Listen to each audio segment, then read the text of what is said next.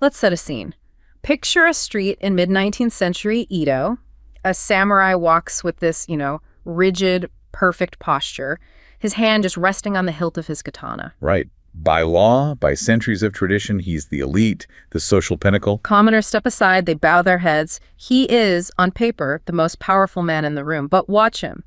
He doesn't go to the shogun's castle. No. He slips discreetly through the side entrance of a merchant's shop, and in the back room, this symbol of authority, this warrior, he bows. A deep, quiet, resentful bow. And the man he's bowing to is a merchant. A man who, in the official hierarchy, is at the very bottom, a parasite who profits from the work of others. But this parasite is looking at a ledger. And that ledger shows that the samurai is deeply, hopelessly in debt to him. Mm-hmm. That one humiliating bow tells you more about the fall of the samurai than any grand battle scene. The story we think we know is about noble warriors making a last stand against guns. But the real story, yeah, it's about an economy turning completely upside down. It's a story of a warrior class that held all the status and a merchant class that held all the cash. And it's about how that quiet, bitter rivalry is what truly forged modern Japan. It really is. Okay, let's unpack this. That opening scene, I think, captures the tension perfectly. It does. The mission of this deep dive is to understand how this quiet economic reversal, this debt crisis, the whole crumbling status quo, how that combined with an intense ideological transformation, the reinvention of Bushido, to truly forge modern Japan. And not just modern Japan, but to set the stage for its eventual militaristic ambitions on the global stage. Exactly. We're basically tracing a line from a rice ledger in Edo all the way to the brutal trenches of the Pacific War. What's fascinating here is that what we see is really a three-part transformation that dictates this whole path to modernity. Okay. First, you have the economic collapse, and as you said, the humiliation of the warrior class under the Tokugawa shogunate. Right, the bow in the back room. Then second, we see their strategic survival. They seize the new political and bureaucratic institutions that get set up during the Meiji Restoration. So they adapt. And third, we analyze the calculated and really profound repurposing of their ancient samurai code to justify and to fuel a modern, expansive empire. It's a story of an elite class that just refused to be made obsolete. So let's start with that economic reversal in the Tokugawa era, because that really sets the stage for everything. The whole system was defined by this incredible rigidity. Right. The official structure placed the samurai right at the top. The warrior elite, the administrators, the entire ruling establishment. And below them you have the farmers, the artisans, and then way, way down at the very bottom you have the merchants. And this social pyramid was based on a Neo-Confucian ideology that prized, productive labor. Productive labor in public service, exactly. And it viewed merchants as inherently unproductive parasites. But that hierarchy was, it was fundamentally flawed for the reality of 18th and 19th century Japan, wasn't it? Completely flawed. The samurai held all the political power and social prestige, sure, but their economic foundation was tied entirely to rice stipends. Their wealth was measured in koku. Right, koku, which is often cited as the amount of rice needed to feed one person for 1 year. And this unit was profoundly political. A daimyo's power was literally defined by the number of koku his domain yielded. It was the whole backbone of the feudal system. So if you were a samurai, your salary was, quite literally, sacks of rice. Yeah.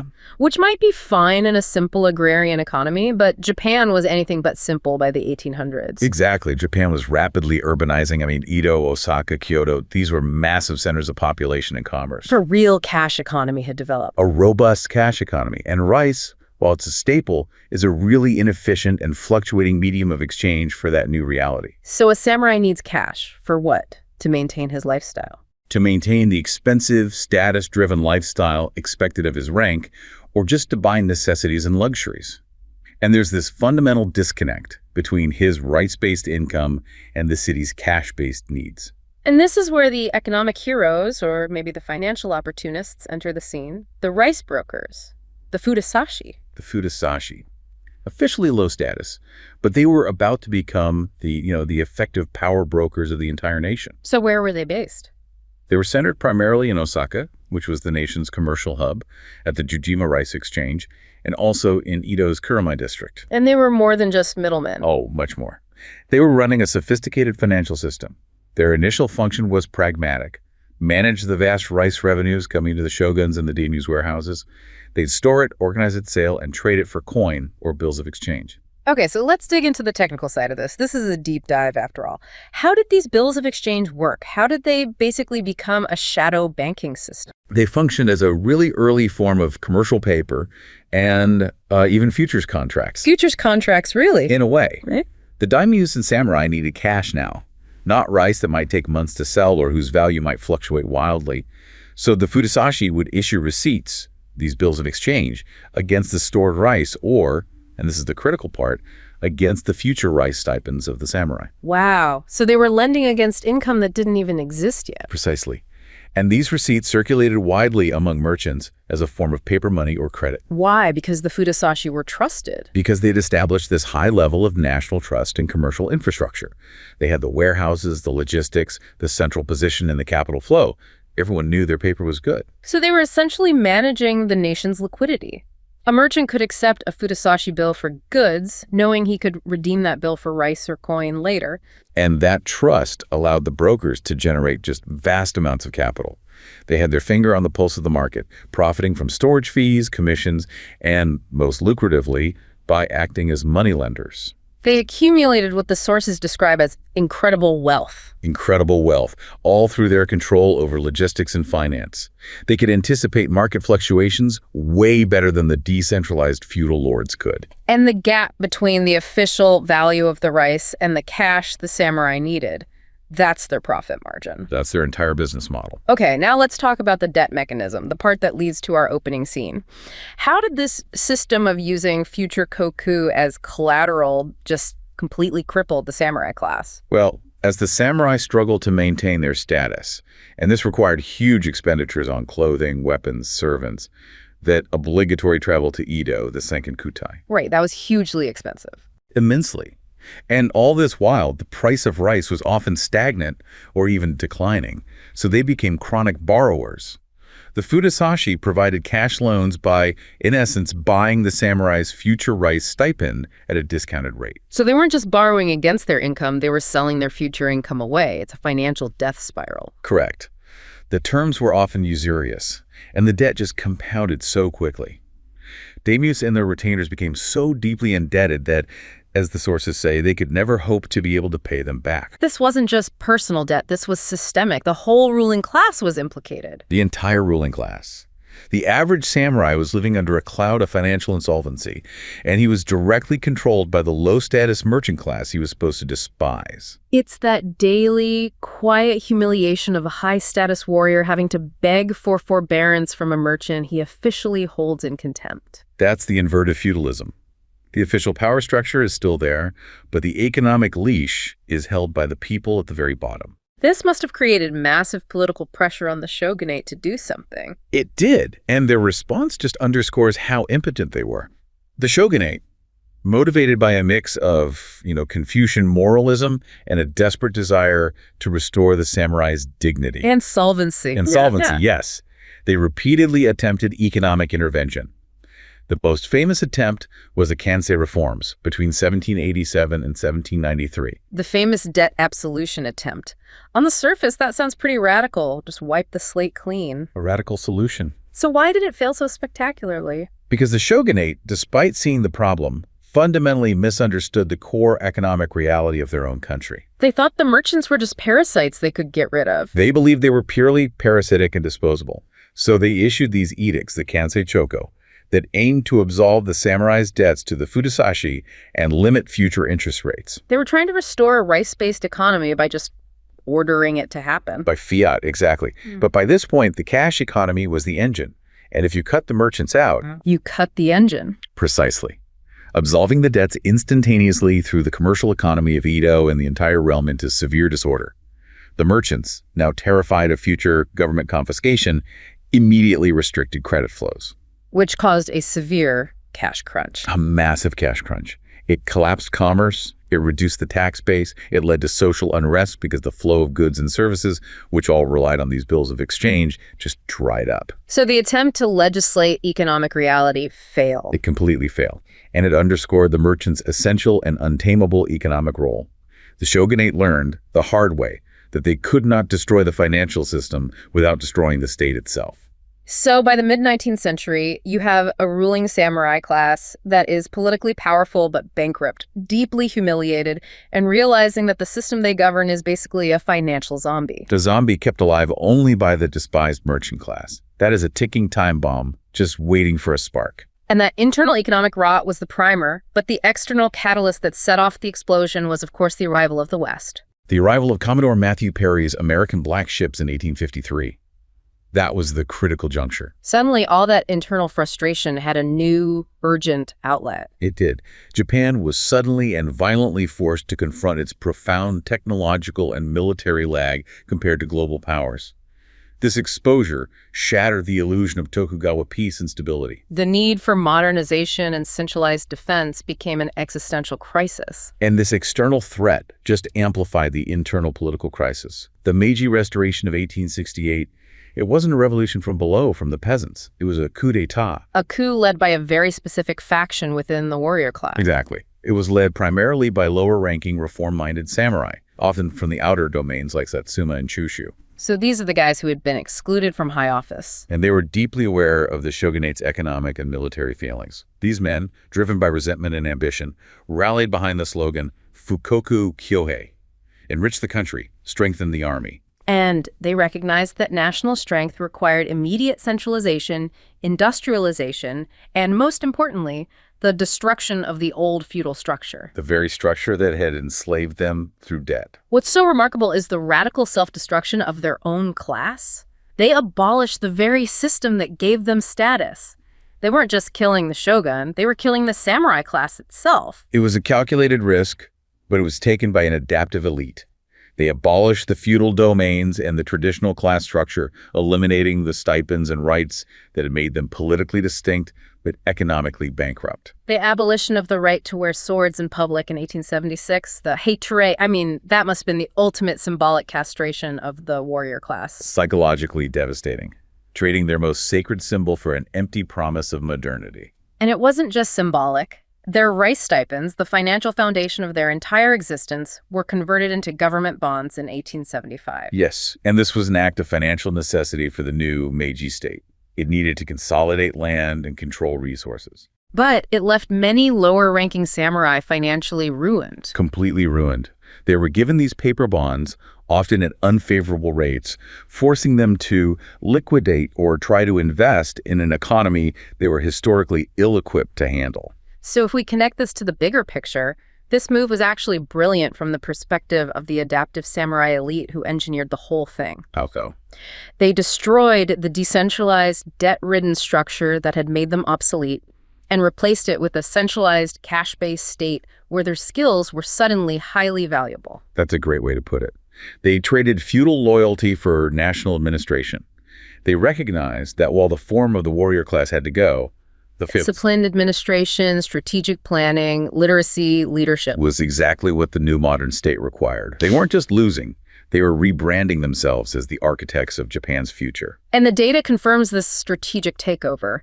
Despite being only about 5% of the total population, the former samurai just overwhelmingly dominated the new occupational elite. That overrepresentation is massive. We're talking 12 to 32% of all elite positions. How do you explain that? Was it pure merit, or was the system, rigged to benefit them? It was a combination of pre-existing advantages and institutional design. The new national education system, starting with the Education Order of 1872, became the primary funnel for elite recruitment. And it heavily favored the former warrior class. It did. Access to higher education was the bottleneck. While primary education expanded rapidly, entry into secondary schools and the new Imperial University, Tokyo Imperial University being the absolute pinnacle, was very restrictive. Because it was expensive. Very expensive. Secondary school tuition could cost up to 20% of the average per capita income. That's a huge barrier for commoner families, especially farmers or small artisans. It's a massive barrier. The samurai, despite their financial hardship, often retained family assets, networks, and a long cultural tradition of literacy and learning. They were just inherently better positioned to invest in their son's education. So the system wasn't really creating a meritocracy from scratch. It was providing a new, high status accreditation, the university degree, to basically validate the existing comparative advantage of the old ruling class. That's the crucial finding.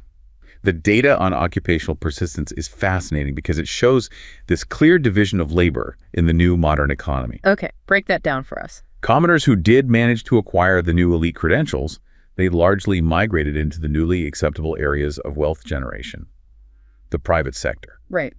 We see a 24% increase in their presence as business elites and high-income managers, and a 23% increase in professional elites, leveraging that historical domain of merchant capital. And the samurai, they shunned the merchant legacy and doubled down on administration. Absolutely. The former samurai overwhelmingly retained their dominance in the public sector. The sources show a staggering 79% increase in their representation as public servants. 79%. A 79% increase.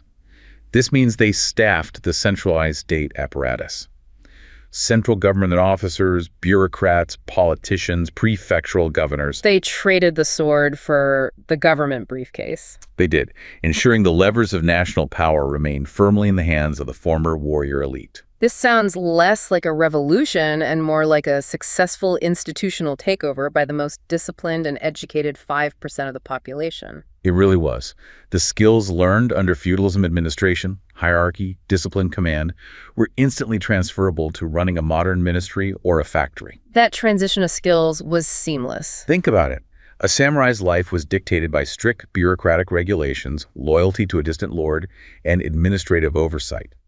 These exact skills managing logistics, enforcing rules, maintaining hierarchy, were perfectly suited for the Meiji bureaucracy and the Nissan corporations. Their ingrained culture of discipline and planning became the template for Japan's rapid industrialization. And we see this influence extending directly into the industrial sector, into the zaibatsu. These powerful conglomerates that drove Japan's economic engine weren't just founded by former merchants. Right. People like Iwasaki Ataru, who founded Mitsubishi, was a former samurai. That's a perfect example. While merchant capital was vital, many founders and early executives of the Zaibatsu Mitsui, Mitsubishi, Sumitomo were either former samurai or highly integrated with the samurai elite through education and political connections. So they created a new executive class that blended military discipline with financial ambition. And the ethos wasn't just profit. It was national service through industrial strength, a direct application of Fukoku Kyohei. So what does this all mean? The most skilled segment of the warrior class didn't just survive the transition, they orchestrated it. They did. They made sure that although the feudal titles were gone, the samurai spirit, channeled through bureaucracy and industry, would still manage the nation. They had successfully leveraged their cultural capital into institutional control. And once the former samurai elite had secured their control over the political and economic structure, they faced this really complex ideological problem. Which was what? How do you scale the fierce, personalized loyalty of the feudal warrior who served a local lord into absolute universal loyalty to a unified nation-state? That required a profound ideological reinvention of Bushido. It did. Bushido, which literally means the way of the warrior, moved from being an exclusive aristocratic code of conduct for a decentralized elite to a universal, state-mandated national doctrine. It became essentially the spiritual operating system for modern imperial Japan. This ideological shift was massive and entirely conscious. The old code was just too decentralized.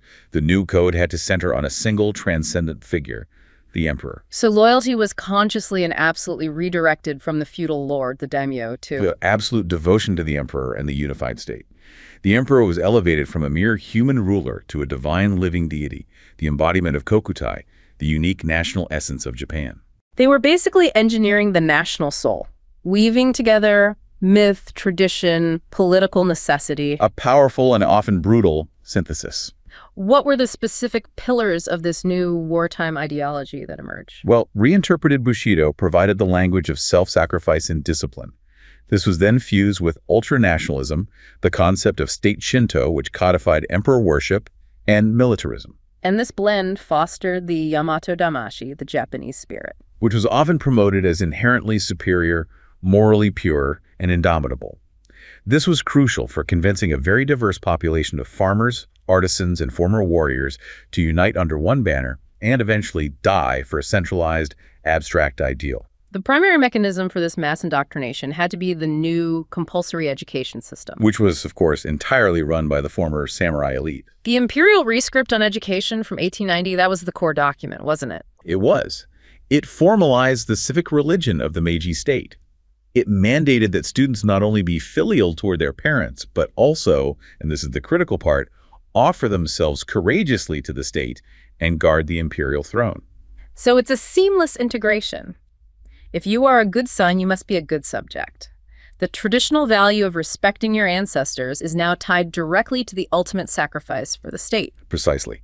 This created the idea of Gokoku no On, this profound debt owed to the nation, which could only be repaid through service or ultimately death for the emperor. And the language was flowery, all about benevolence and harmony. But the functional result was absolute obedience and the glorification of sacrifice. We really need to acknowledge the ideological repurposing here, because the version of Bushido presented to the West was completely different from the version enforced at home. It was a classic example of marketing the nation, sophisticated ideological manipulation for dual consumption. So for international audiences, especially after Japan beat Russia in 1905, they needed to show that Japan was a modern, civilized power, not some barbaric feudal state. Right.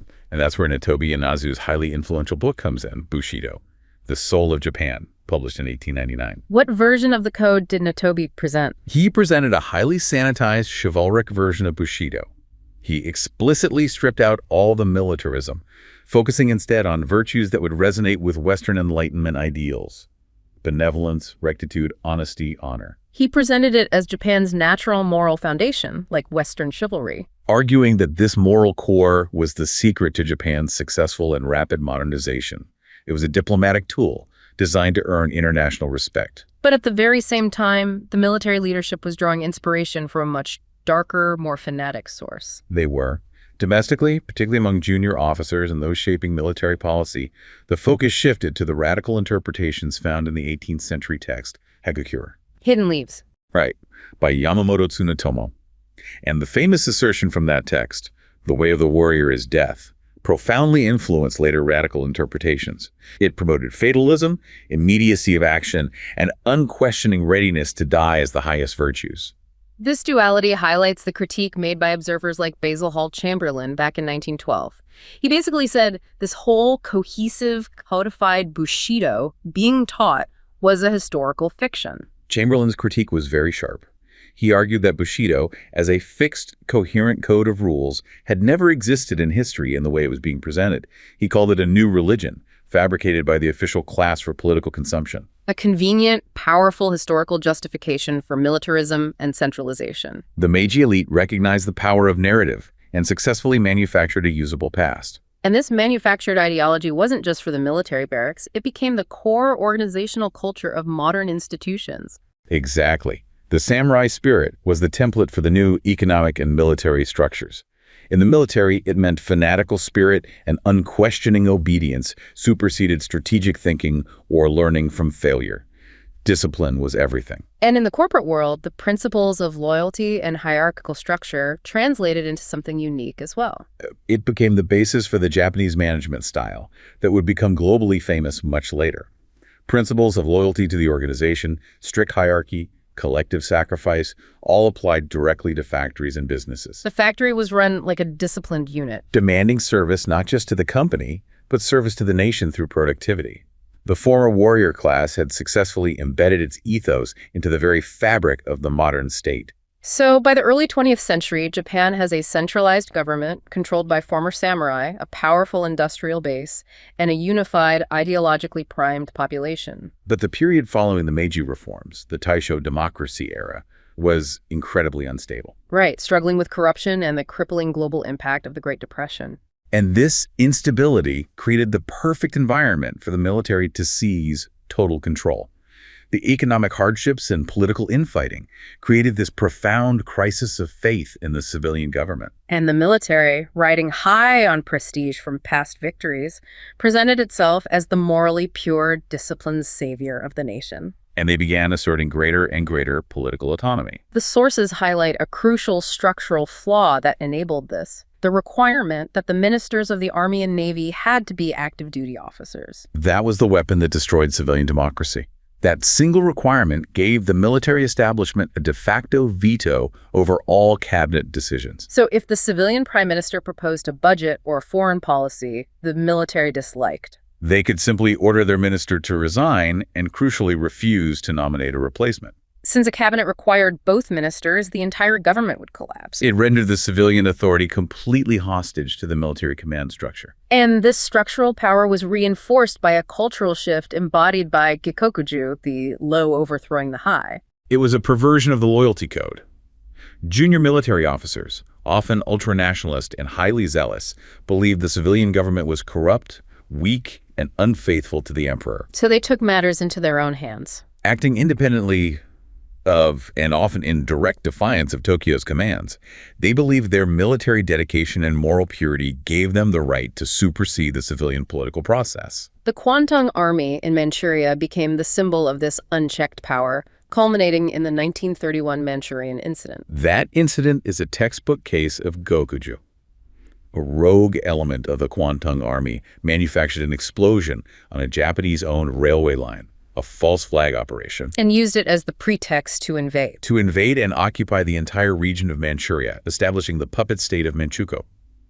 The civilian government in Tokyo was caught completely off guard, but was forced to endorse the military's actions retroactively. It showed just how impotent they were. And when the League of Nations condemned the aggression, Japan simply walked out in 1933. The violence spread domestically, too, terrorizing moderate politicians. The May 15th incident in 1932, the assassination of the prime minister. And then the massive February 26th incident in 1936, an attempted coup where radical junior officers murdered several high-ranking government officials. These events were transformative. They were. While the coup ultimately failed, its aftermath was a political cleansing. It purged moderate, pro-democratic elements within the government and the senior military ranks, cementing the dominance of authoritarian, militaristic elements who favored expansion. And this expansionist foreign policy was, at its core, a desperate and aggressive continuation of Fukoku Kyohei. Absolutely.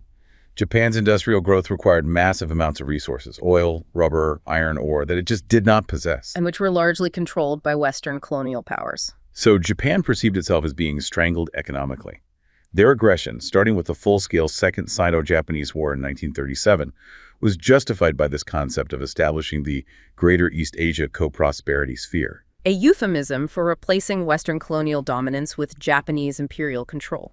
To secure vital resource supply lines.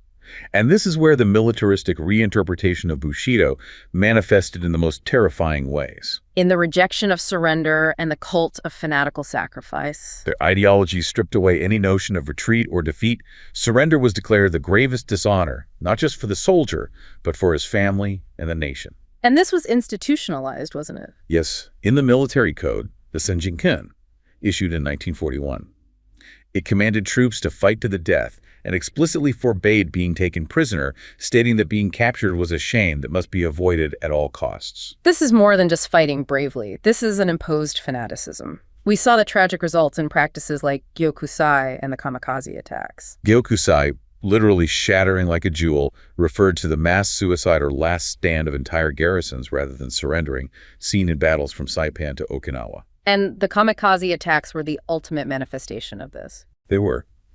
Glorified as the pinnacle of service and loyalty. This fanatical spirit was the engine of resistance, leading to catastrophic losses, but demonstrating the ideological conditioning of the entire military. Tragically, this same ideology, fueled by a belief in Japanese racial superiority and contempt for those who surrendered, provided the moral license for systematic war crimes on a scale that is just difficult to comprehend. The dehumanization of the enemy, combined with the extreme ideology of Yamato Damashi, allowed for state-sanctioned barbarity against perceived inferiors.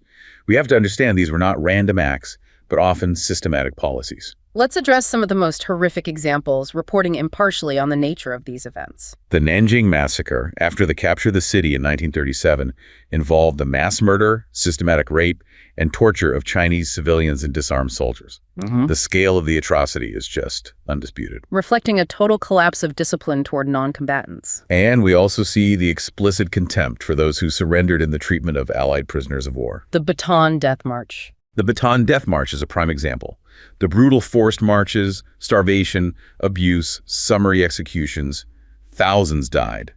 And this cruelty stemmed directly from the Japanese soldiers' view that anyone who surrendered was beneath contempt. And then there was the state-sponsored research unit, Unit 731. Unit 731, operating in Manchuria, conducted horrific human experimentation on live prisoners, including civilians referred to as maruta, or logs. All in the name of biological and chemical warfare research. The military establishment actively sponsored and protected this systematic barbarity.